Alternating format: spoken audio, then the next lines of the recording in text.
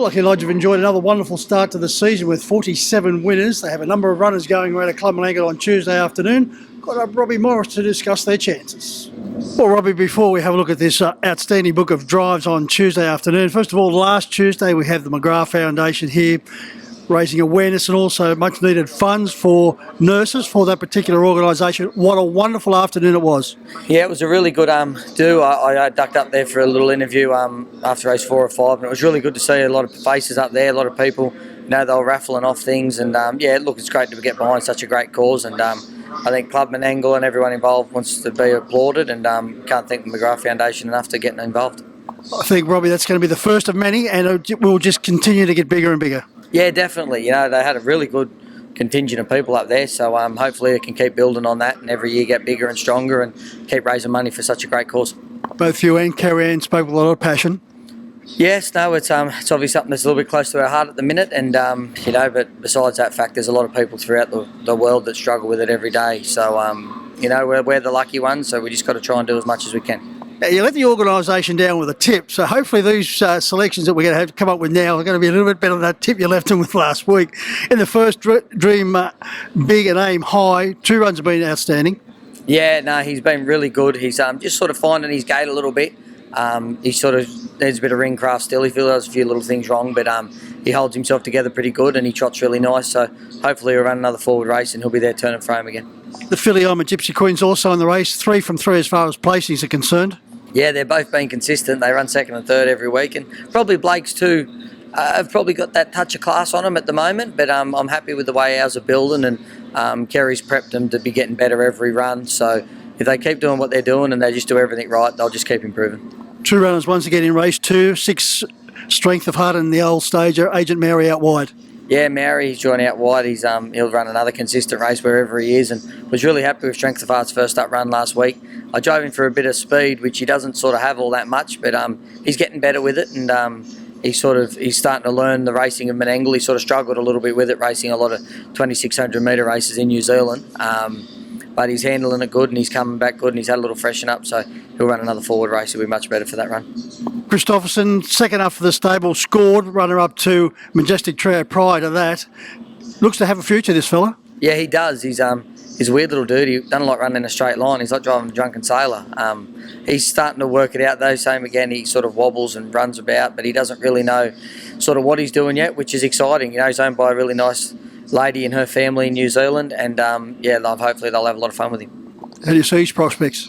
Yeah, look, I think he can get through to Saturday night grade. He might sort of find himself there.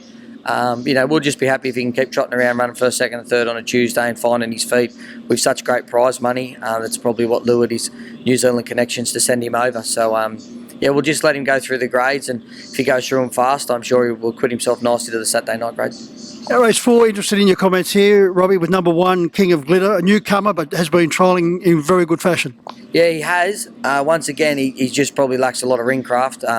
Not a lot of 2-year-olds around at the moment, and I've probably held him back 2 weeks longer than I wanted to, finding a race for him, but 2-year-old races just aren't standing up.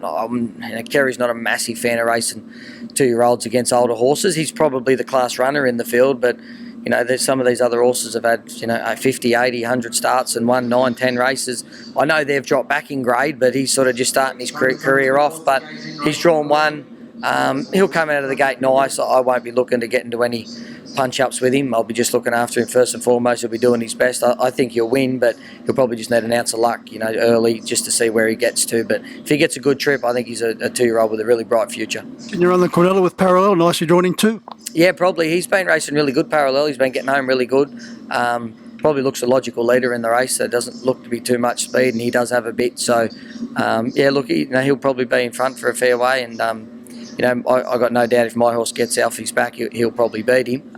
But I'm really happy with both horses, and they're racing really good.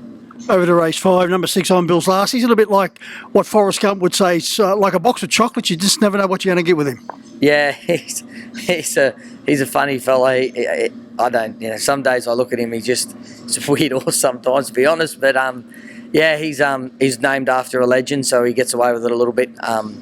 Yeah, he's racing good. He went a bit off there his last 2 starts, and then we took him home, freshened him up, changed a bit of gear, changed a bit of work on him. sent me to Bathurst with him last Wednesday, which I wasn't overly impressed with, but he raced really good, did 2200, and he went like a 44 lead time, which is really fast. The bloke rang me the next day and actually said that I think in the last 4 months there hasn't been a horse go any quicker than 46.6 the lead time at Bathurst. So he smashed that, sort of opened a bit and stuck on really good for second. He'll go forward and he'll carve out a strong mile, and they'll have to chase him. Over to race 6, Will I Am for another Kerry Towers. Then in race 8, Polka Delight, and 9, you got Dance for Glory. Yeah, Will I Am probably had to do a bit too much last week. Probably put my foot on the throttle a bit too far from home there, but that's life. But it's a tricky draw again. It doesn't have a lot of speed, so you sort of got to try and get him into the race at some stage. Polka Delight's going good without having any luck. And Dance for Glory, he probably missed out here tonight, so that's why he got into the up to 70, but he hasn't been blessed with a great draw, so he'll probably be backing up the fence, but he's knocking on the door. The best of them, Rob? I know he's racing older horses, but I do have a lot of time for King of Glitter. I think as he progresses and gets older, I think he'll be a Derby colt at 3. He's a full brother to Bling It On, so I'll be happy if he's half as good as him, quarter as good as him. I'll be happy, but he's owned by Peter O'Shea and Mick Boots owns a majority of him. They're great clients of ours, and I really like him. Well, Robbie, as far as Christopherson is concerned, for the good times, me and Bobby McGee hope he runs very well. Yeah, exactly.